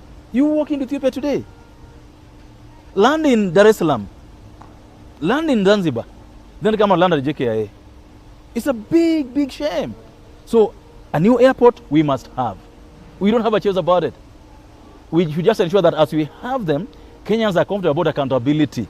Kenyans feel that the money is, their money is getting, they're getting value for their money. Yeah. So we must ask the actors also ensure that as this happens, let Kenyans get value for money. But the airport for me is base. We must have a new airport. There's no two ways about it. After the 2024 Gen Z demonstrations, there's always been this feeling that every time the government introduces amendments to the Finance Act, it's always about introducing new taxes. What is your assessment of this? I think it's a suspicion born out of deficit of trust. And let me tell you, deficit in trust on government is not just in Kenya. Yeah. It's all over the world. People always think government want to take their money and, it's going to end up in corruption and all this. But countries that are self-respected and self-respecting grow their economies using their own resources. And that's why, for example, Ndugu, there are people who worked for 40 years in government and who are saving 20 shillings per month with NSSF. Now you go home, you can't even get 1,000 shillings a month as from NSSF. Yeah. So, for example, if we introduced an increase in NSSF savings, that is your money from 20 shillings. What can 20 shillings buy for you today? Okay? There are reforms that were long overdue. Reforms in NSSF were long overdue, so that even if you save 1,000 shillings, 2,000 shillings a month, when you retire, you go home with something serious. You know, number two, we are doing a budget today. That budget has to be funded. Okay? We just need to ensure that as we fund our budget, we are also leaving Kenyans with money in their pockets so that they're able to go about their duties and their activities every single day without feeling the government is taking away all the monies from their pockets. But Kenyans must also understand that when we borrow the way we are borrowing very highly from outside, then somehow our sovereignty as a country is undermined. So as a proud Kenyan, I believe that there are sacrifices that we must make to build our country. So much has been said about the finance bills, and finance bills have been there since 1963. It's not the first time we're having a finance bill, and I think we should give government the benefit of the doubt that we are doing the best in the circumstances, and we want to grow our country, all of us. So after this, focus will shift to Parliament, because I know that the Cabinet Secretary will bring a number of amendments to Parliament, and then also the revenue raising measures, which of course must be approved. What is going to happen between today and let's say December? Because after this there will be the next year there will be probably it will be called an election budget, I think so. What should Kenyans look forward to, especially from Parliament?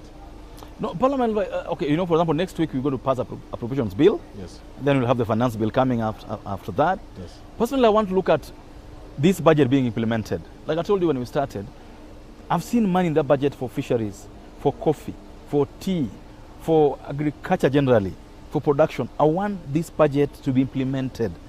I want Kenyans to push the relevant authorities concerned, the ministries, even Parliament. I want to see Parliament calling on PSAs and calling on the CEOs of hospitals to see the budget we've passed, how is it helping Kenyans? We can't just be budgeting every day. Kenyans want to know, yes, we budgeted, we give you our taxes. What are you doing on water? What are you doing on agriculture? What are you doing for us on healthcare? Kenyans must be vigilant, and Parliament must also be vigilant on ensuring that the budget we've passed is being implemented to the benefit of Kenyans. And Parliament, what has been set aside for? Parliament. For Parliament. Parliament, I think mostly it's been the work of Parliament. The Parliament work you do every day, committee work, ensuring that the salaries are paid. And for example, when we came here in 2013, this Parliament was looking like a madhouse. It is beautiful now. Now you've seen the facelift that happened here. Yeah. I mean, someone would say, why are you investing in Parliament? But Parliament is our foremost house of diplomacy. When presidents come here, when visitors come here, and they find a Parliament that is not well kept, then how does that reflect on us? And so Parliament has been given resources to ensure that this place looks like a Parliament. Yes. Number two, taking care of the staff of Parliament, taking care of parliamentarians. It is a cost on democracy that you cannot begrudge. And I believe that resources have been given to Parliament. I think it's about 30 billion shillings. It will be used to make Parliament work more effective, make the public access Parliament more easily, and make our Parliament engage with the public also more easily. One of the things that you can notice is the number of committees. 13th Parliament has more committees than the 12th Parliament. Yeah. And what many Kenyans don't understand is the role of these committees. These committees mostly are for oversight. They're mostly to ensure that Kenyans are getting value for money in the areas where we are putting the budgets. For example, we have introduced committees to help ensure that the CDF is being run effectively. Yes. Number two, in the past, we only had one PAC, one PAC. We had only one Public Accounts Committee. Yes. With more than 300 reports to look at every year. To the level where we had sometimes 5, 6, 7 years reports or backlog of reports. Now, the disaggregation of PAC into education, into water sector, has ensured that PAC reports are now coming out more frequently. The same for PIC, Public Investment Committee. So the committees that have been formed easily to make Parliament work easier, more effective, and quicker. For example, if you're going to give counties money based on the last audited reports, then we must have a capacity of Parliament to look at those reports. And so if only one committee is looking at those reports, and there are 1,000 of them, then you can be sure they're going to lag behind. And so the committees have been formed to make Parliament work easier, make Parliament work more effective, make Parliament work more faster, and above all, you know, the Parliament now has 349 members. And you want to have members doing their work more effectively. You know, if you put 30 members in a committee, you know, how effective is that committee? If you have a board of 10 people, 11 people, but if you have a board of 30 people, then it becomes a shouting house. What is your assessment of the relationship between, as we wind up, your assessment of the relationship between the legislature and the executive with the Kenya Kwanza administration as a context? I think for me, I would say it's been so uncomfortably cozy. Been so uncomfortably cozy. The Parliament this time has been too close to the executive, to a level that is comforting. I must say that. Mm-hmm. Yeah, I would wish for a more arm's length. You know, it's too cozy for my comfort. Person as David Ochieng. Thank you very much. Thank you so much. Thank you very much. Thank you. That is Ugenya Member of Parliament David Ochieng giving us his insights into the highlights that is the budget 2026-2027, which will be presented before Parliament this afternoon. I'll have that. Thank you very much. And a lot of expectations. Thank you. Kenyans are expecting a lot from the Cabinet Secretary for Finance, who will be presenting that budget this afternoon, I think probably from 3 p.m.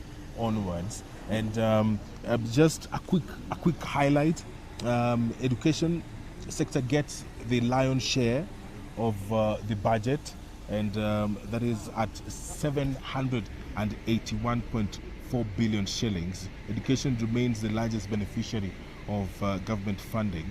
The key allocations include the 56.7 billion shillings for Higher Education Loans Board, that is HELB, and the 4.9 billion shillings to recruit some 20,000 intern teachers on permanent and pensionable terms. And there's also funding for universities, TVETs, and junior secondary schools and basic education programs. The allocation aims to improve access to quality education and support learners across all levels. The health sector is also in the highlights at 175.5 billion shillings. My colleague Kamche Menza has taken a breather.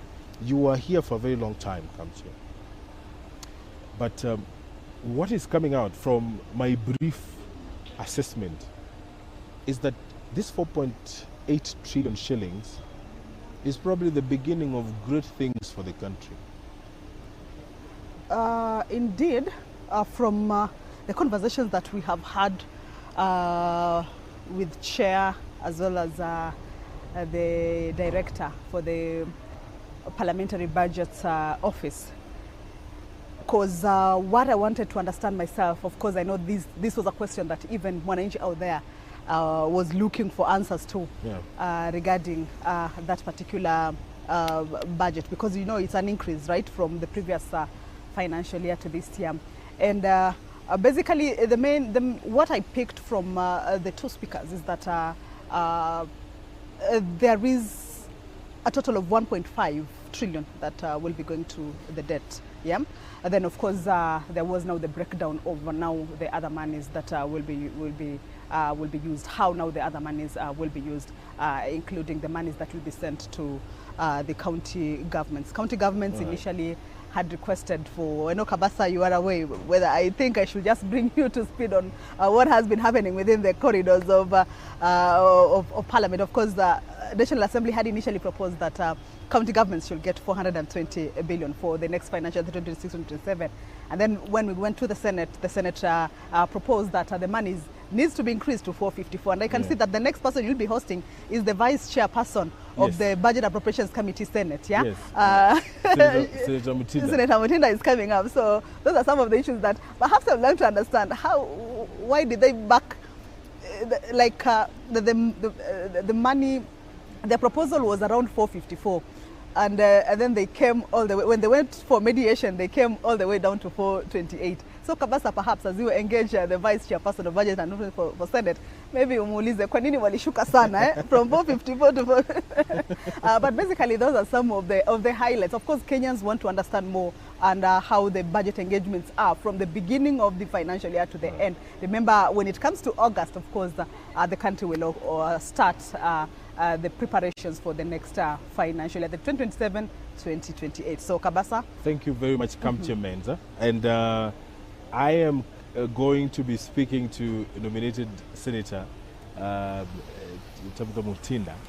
She has a lot of things to say, especially the funding of counties. This has been a thorny issue all the way since 2013. And governors feel that a lot of the resources that are gathered nationally, a huge chunk of it should go to counties. And senators are also backing this proposal or this demand by governors that counties are not getting enough.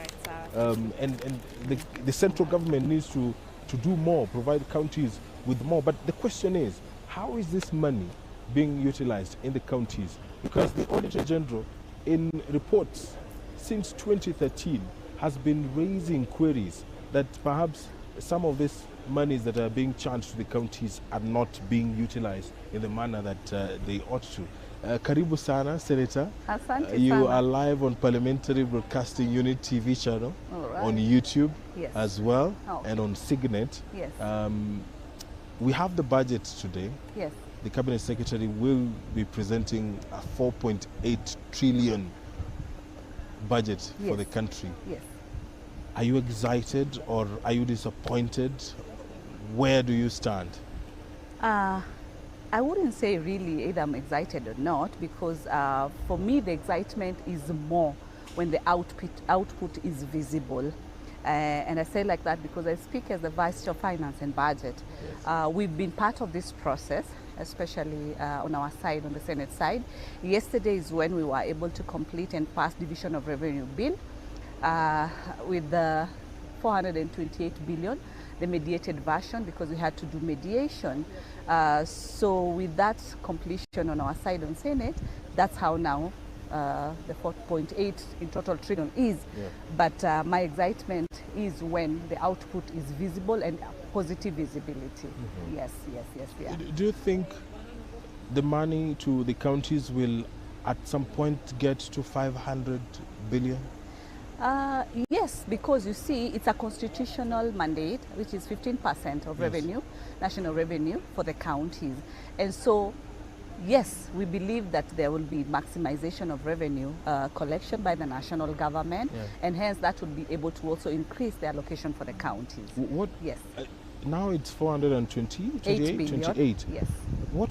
How much would you have wanted counties to get? Actually, our proposal from the beginning was 454 billion. Yeah. And this was based on different factors, looking at the cost of inflation, okay? At the same time, looking at the SRC circulars that are already with the counties 2 years down the line, and the recurrent expenditure maintenance has been a challenge for the counties. Yeah. We have the issues of the CHPs. You know, it's a shared budget between the national government and the county government. And so you find that the national government at times honors and the counties are a bit strained because of the challenges for funding. At the same time, you find that we have developments like the issues of the KIPES. NSSF was increased, and all these recurrent expenditures have been a bit of a tight for the counties. So with the 454 that we had earlier suggested, we felt that that should be able to be sufficient for them, at least to be able to ensure they are able to meet all their targets and their budgets, both the current and the developmental expenditure. But with the mediation, during the mediation process, we were able to put our case so much. National Assembly was able also to put their case, and the biggest issue was on the issue of debt. Which is over 2 trillion, and that's where the challenge was. So, yeah, we really had forth and back. It was extremely very tight. We had 7 sittings, and in the final sitting, we decided, okay, let's give them, let's agree to this 4.28 at this particular period, and then we look forward for next financial year, which we believe it will be more than 430 billion moving forward, or even more, or even 500. Who knows? And I know that as senators, you work so hard to ensure that counties get their money and on time. What is your assessment of how this money is utilized in the counties? Of course, we have seen in our oversight mandate, we've seen that there are loopholes. Counties have, I mean, it's even been on media whereby monies have been looted, and you ask yourself where this money is coming from. And we've done recommendations as Senate, different committees. So yes, I wouldn't say there are no loopholes. Loopholes are there, but you see, as per the law pertains, you know, our mandate we need to do our role, and our role is to ensure that counties have got their funding, and that's constitutionally. You know, they are not begging; it's in the constitution. So that is what we are here, and that's what we were able to achieve. So we have different stakeholders. We have the EACC, we have the ODPP, we have all these institutions. For us as Parliament is to do recommendations, which we've been able to do. The rest needs to be played by the other government bodies. So we've done our part. We have policies in place that we've set. So as far as legislation is concerned, we have done our part.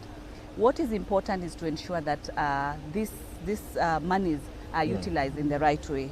Yes. And politically, sorry, we have senators who are dreaming of being governors, and we have governors who are dreaming of being senators. Yes. This relationship is supposed to help legislation, and it's also supposed to help development in the counties. Is it working, really? Yes, it is. There is no illegality in anybody having a dream. We also have ministers who want to be president. There's no problem. It's not an offense. It's anybody is entitled. Even you might decide today I want to be a senator. It is okay. It's fine.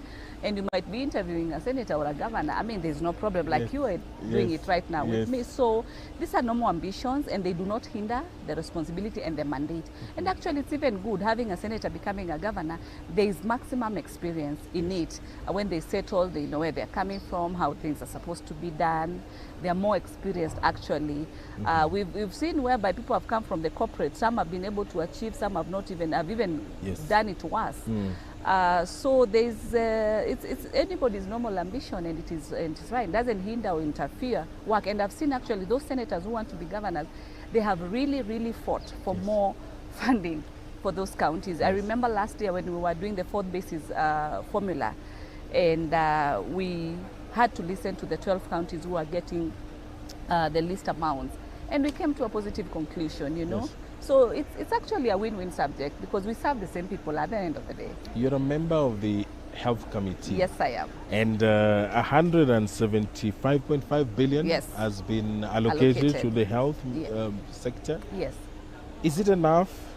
And from your assessment, are we headed in the right direction? We have SHA, we have everything going on, USAID stopping, and now funding of programs such as HIV and AIDS is out of trouble.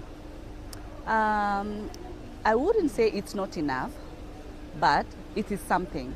We are last year's financial year 2025-2026, the allocation in the health ministry was 164 billion, and today it is 175, which is an increment of 12 billion. And this increment, I'm actually happy as a woman, because it's been factored as on the maternity section, neonatal section.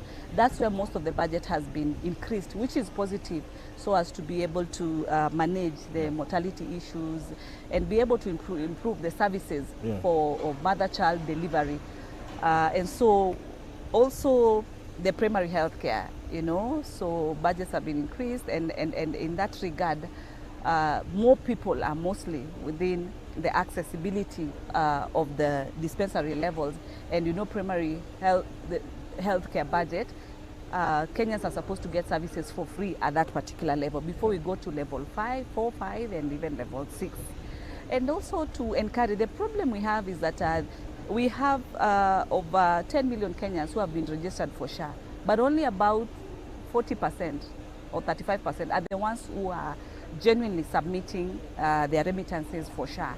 And that's where the challenge is, because most people, yes, they're registered, but a smaller number is the one which is remitting. So we've really encouraged the Ministry of Health through the SHA department to be able to ensure they sensitize more Kenyans to be able to do their submissions.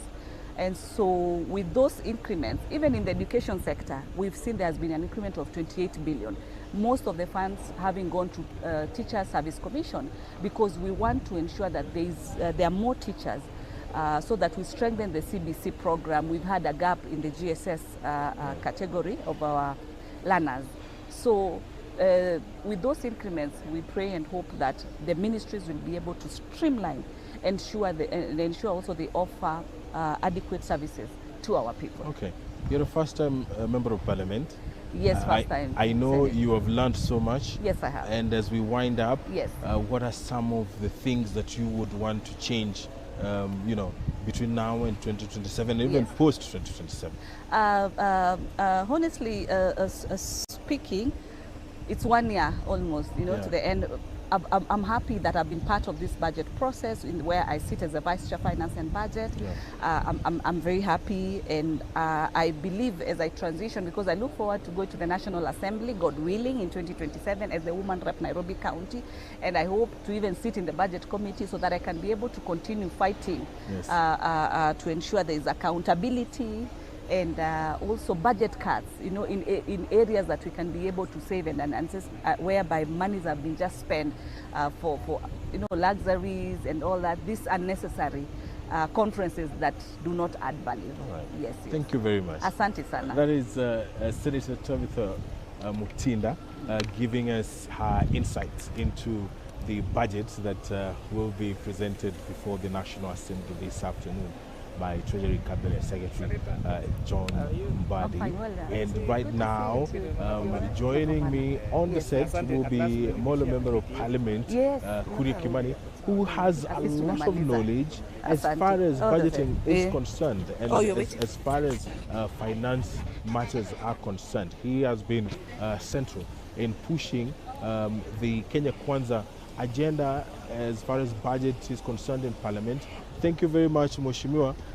You are live on Parliamentary Broadcasting Unit, on YouTube as well, and on Bunge TV.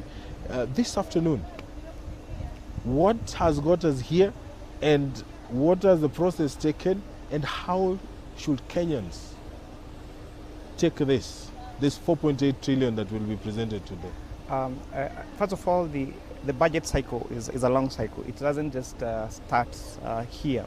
It starts with a budget outlook paper that was published last year, and then now there is a budget policy statement that was approved by this House around April, and then there was sufficient or very elaborate public participation now on the budget, and that's why now today the Minister for the Cabinet Secretary for National Treasury is going to present the biggest budget in the history of the Republic of Kenya.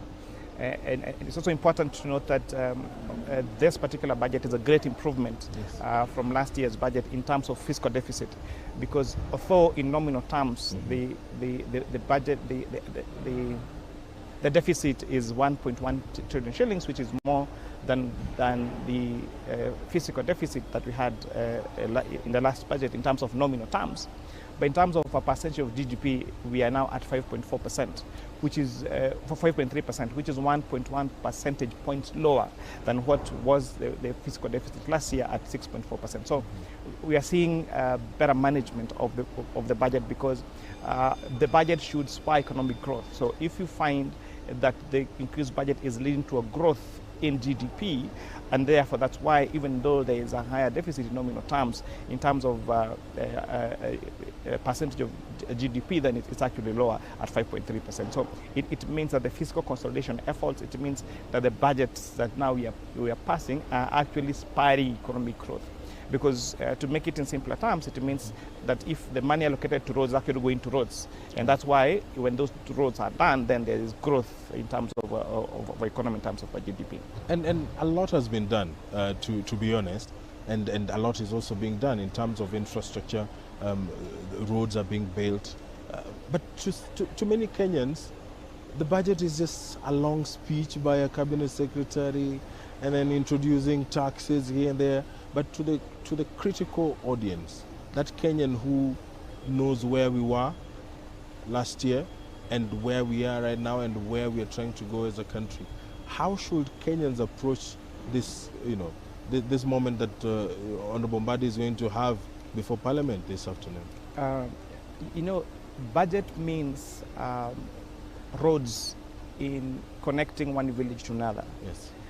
The allocation of money for electricity connection boils down to that home in Molo, that home in Kapsita, getting electricity.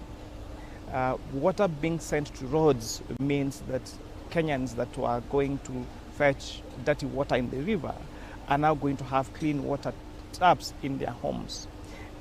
This budget means that our students in JSS, our students in high school, our students in universities who are supported through capitation are going to get their money for capitation.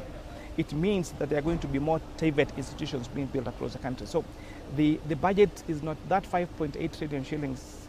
Don't think about that. Think about the water projects in the villages. Think about electricity projects that are going to be done. Think about simple things as classrooms being built by national government, by CDF. Think about the 424 billion shillings that are going to support, that are going to, as a division of revenue to our counties. Now it means recruiting ECD teachers in our counties. It means the feeding program, for example, that we've seen some governors implement for ECD kids across the counties. So the big number, it is now those numbers that form this big number of 4.8 trillion. But the budget is what runs our economy. It's what makes us safe in terms of allocation that goes to security. It's the one that ensures we have enough police officers. Yeah. It's what ensures that you can have your good night's sleep without being worried that you're going to be robbed at night. It means that you're able to walk along the street of Nairobi holding your phone because someone is not going to come and grab it. Those are measures, for example. That's what it means by allocation being sent to security. The allocations being sent, for example, for national intelligence.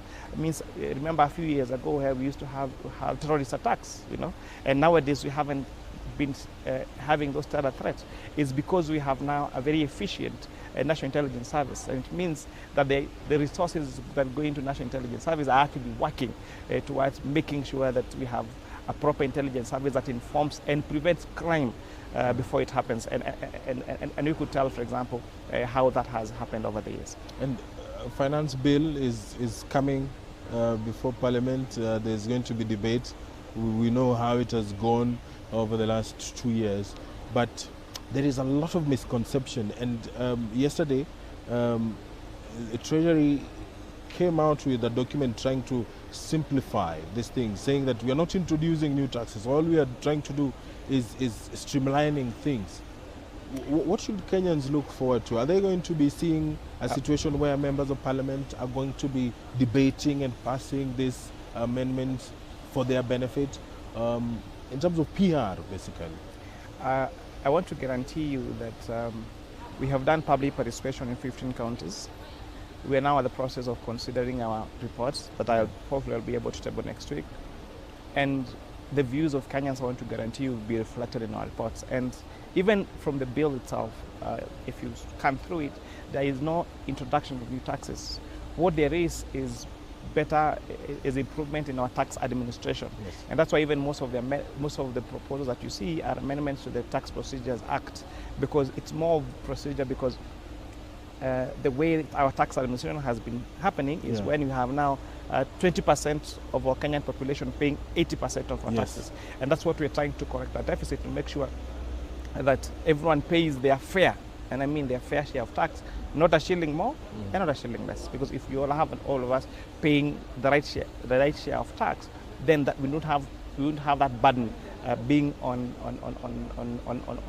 some and not on others. Yeah, and just to mention, like a brief example of what we mean. Definition of, for example, immovable property or drafting fix, that the word and is replaced with or, so that land, buildings, or rights over minerals each qualify separately as immovable property.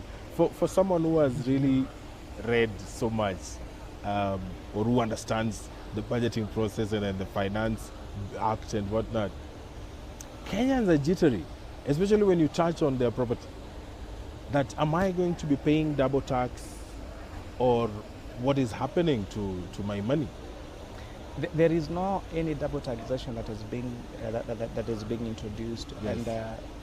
and most of those clauses that you're seeing deleting or and Yes. replacing with and is more of simplifying the tax language so that it is crystal clear Yes. what the law intended to do. And I think what we seem to be doing is overthinking about some of these provisions. But once I table my report to you, you'll see. Yes. And you'll see that we listen to the views of Kenyans, and you'll see that there is no introduction of new taxes. What we're doing is enhancing the tax administration to make sure that everyone pays their fair share of tax. And let's talk of Gen Z and their understanding of the budget making process. They're very vocal. They're using social media to educate their colleagues about what is happening in the country. Are you happy that young Kenyans are talking? You know, for the finance bill has been here since 1963. Yes. But it has only started being discussed during this administration. And so I pride myself as being chair of the finance committee to having carried out very active public participation on this administration being very open in terms of running of things. And so as a result, I am very happy to see discussions on Kenyans who have not necessarily studied economics or finance, explaining the difference between zero rating and tax exemption. Yes. That was a very technical topic in finance and in CPAs and in tax. And so we are seeing a more informed generation, we're seeing a more informed electorate, we're seeing a more informed Kenyan, and this is very good because it's also putting oversight on us as elected representatives, because it means that people now understand, these particular matters. I've seen people scan through the budget and say, this money is going here, this money is going here, this money is going to this project. And I've seen people now go to the actual project to audit and see, was this dam done? Was this stadium done? Was this project done? Was it completed? And that is what we need, because we can have nobody knows it all. Yes. And even the efforts that even the president is making to make sure that all those projects he's launching are done, it's humanly not possible for him to be the one doing everything. And so even in terms of oversighting, whether it is our minister or our CSAs or PSAs or our governors, now it's not just MCAs and MPs who are oversighting them. We have now Kenyans oversighting everything. And I think that is a way to go to make sure that we reduce reduce corruption. There is value for money, and certainly that the investment that's that's being made in terms of our budget actually goes to the right thing. And let me ask you, Mheshimiwa, there's always this notion that Parliament will always reduce an allocation that a ministry is requesting. Let's say, for example, the education ministry that has been given 781.4 billion. There's that feeling that a lot more needs to go towards the education sector. Is Parliament limiting how much ministry should get? You see, we must, there's a fiscal framework we must operate on. If we have a budget of 4.8 trillion shillings, that is the ceiling, and this is the ceiling that we passed in our ceiling, then we can't increase it. And as you started by saying, it's a very huge budget. So if we want more allocation to go to education, then we need to cut other allocations. Yes. And you saw, for example, when he tried to cut the money that goes to counties, then we had Senate give a push and pull, and eventually that number reduced, increased a bit, but not as high as what the Senate had recommended, because Kenyans need roads, Kenya needs electricity connection, Kenya needs water connection. And then if we have, so although the education sector is important, and it's very important, but so is the other programs. They are also important, because if you don't build that road that leads to that school, then teachers are not going to get to school. Yes. Then those learners are not going to get to school. If we do not have electricity in that school, that means students are not going to be able to learn in the afternoon, in the evening. So although it is very important that we allocate that money to much more to education, but so is other sectors because they are enablers of the education system. Thank you very much. Thank you very much, Mheshimiwa. Thank you very much. That is Honourable Member of Parliament Kuria Kimani giving us his insights into the budget that will be presented this afternoon by the Cabinet Secretary for Treasury, Honourable John Mbadi, who has been also a Member of Parliament. I'm going to wind up the business here, but the broadcast, the Parliamentary Broadcasting Unit is this afternoon, like it has always done, is going to be bringing you live the presentation of the 4.8 trillion shilling budget from 3 p.m. On behalf of the team here, my colleague Kamche Menza and our director Doris Gitonga, our bosses Sivinya Kuti and all the crew here. My name is Edward Kabasa. Keep watching and have yourself a wonderful afternoon.